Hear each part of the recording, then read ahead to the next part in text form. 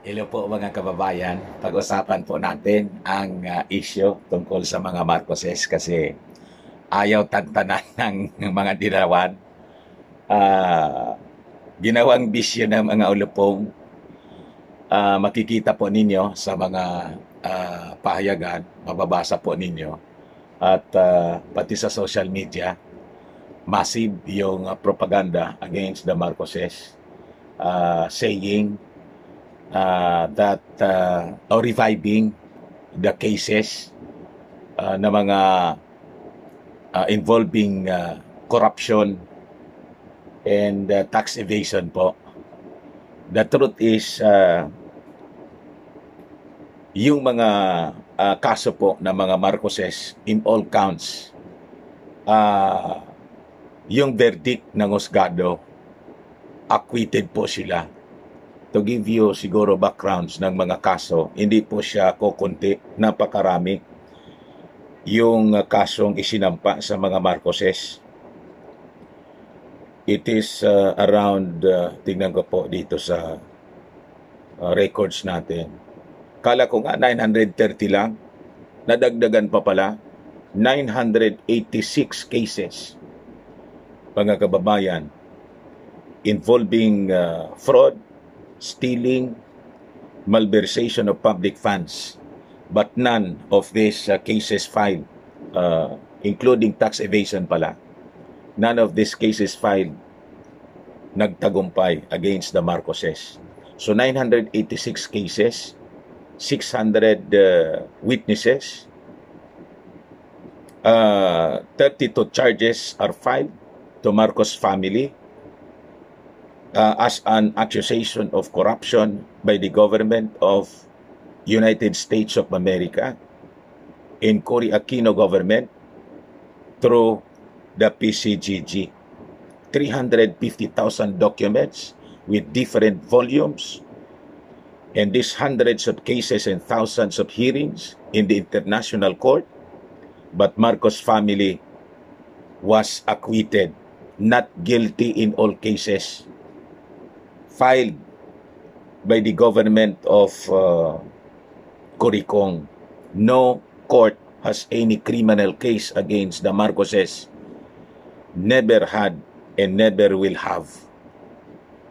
Kaya nga yung challenge natin dito sa mga nagsasabing Marcos magnanakaw, mag-witness po kayo, dagdagan ninyo itong 600 witnesses, gawin na ninyong 1,000.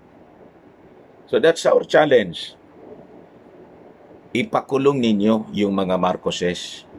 Imagine that, 350,000 documents with different volumes. Wala. Walang walang nagtagumpay. Si Judge Silvino Pampilo Jr. of Manila Regional Trial Court said the prosecution presented witnesses who were not directly relevant to the accounts. Wala. And failed to prove wrongdoing by the Marcoses beyond reasonable doubt. O ano kayo ngayon? You see? And to give you samples, marami kasi ito, hindi ko pwedeng ubusin kasi maiksi lang yung discussion natin ngayon. To give you some example ng mga kaso, Imelda Marcos after being acquitted of graft charges October 1998. That happened, mga kababayan, during the time of Ramos. November 18, 1998, Estrada Administration, Supreme Court of Hawaii. Case allegedly stealing crates of gold bullion from a treasure hunter named Roger Rojas. Ano po yung verdict? The Hawaii Supreme Court said the evidence was too speculative to support the late Roger Rojas' claim that he discovered boxes containing the gold bullion while treasure hunting north of Manila in 1971. O ano kayo, mga mokong, in November 2006, during the administration ni Arroyo, ito naman yung mga desisyon sa mga kaso ng Supreme Court of the Philippines, case graft in corruption. Ano po yung verdict? Supreme Court acquitted Marcos of corruption charges. Wala daw na ebidensya na nakita. Walang ebidensya.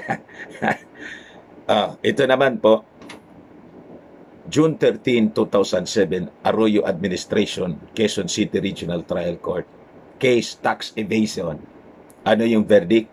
The Regional Trial Court dismissed the tax evasion cases against Marcos, noting the failure of the prosecution to discharge the burden of proof and overcome the unconstitutional presumption of innocence. You see, lahat lang kayo aligasyon, wala man kayong prueba, wala kayong napatunayan. Next, March 10, 2008, Arroyo Administration ulit, Manila Regional Trial Court. Case allegedly stashing away 863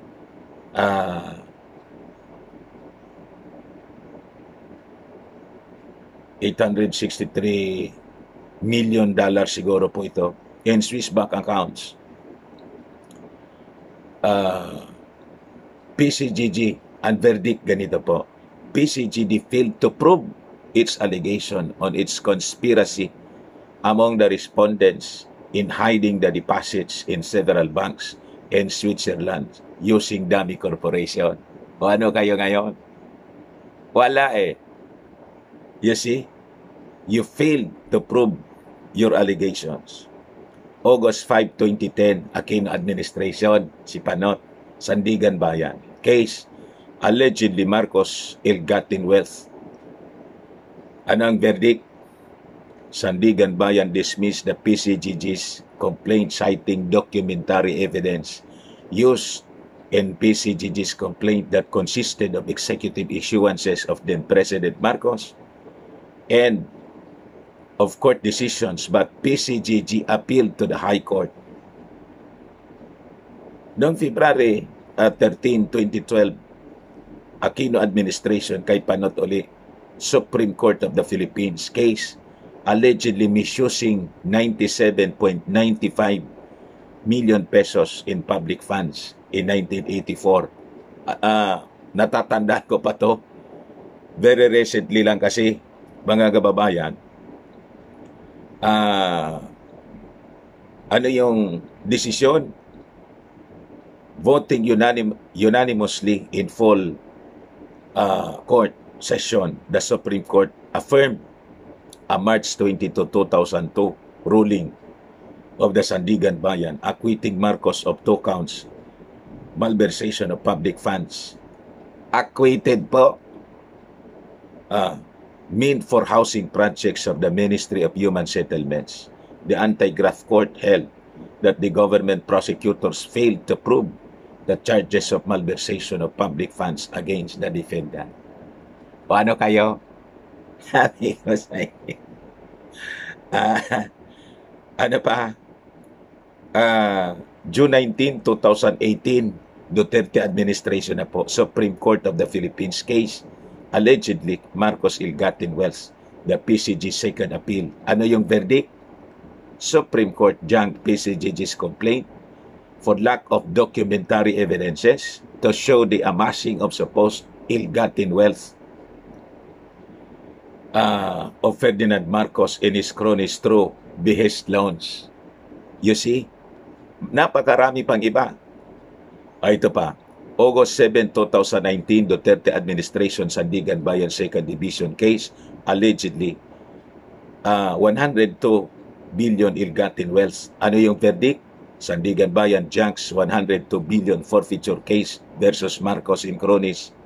PCGG failed to illustrate how the other defendants acted as dummies of Marcos in acquiring ill-gotten wealth. So ngayon, ano na patunayan ninyong ninakaw? Mga dilawan. Ngayon, kasi tatakbo si BBM, Niririhas ninyo yung mga kwento. Di man yung sinasabi, acquitted yung mga Marcoses, mga bugok. You see, mga kababayan, yan lang po ang ating short video ngayon. Maraming salamat po. Ko na lang po, paki-subscribe ng ating Marvelous DTV at paki-share ninyo ito pong ating short video para malaman ng buong mundo, especially ng mga mamamayang Filipino kung paano po paulit-ulit na sinasabi nila yung kanilang mga kasinungalingan po. Bye-bye, mga kababayan.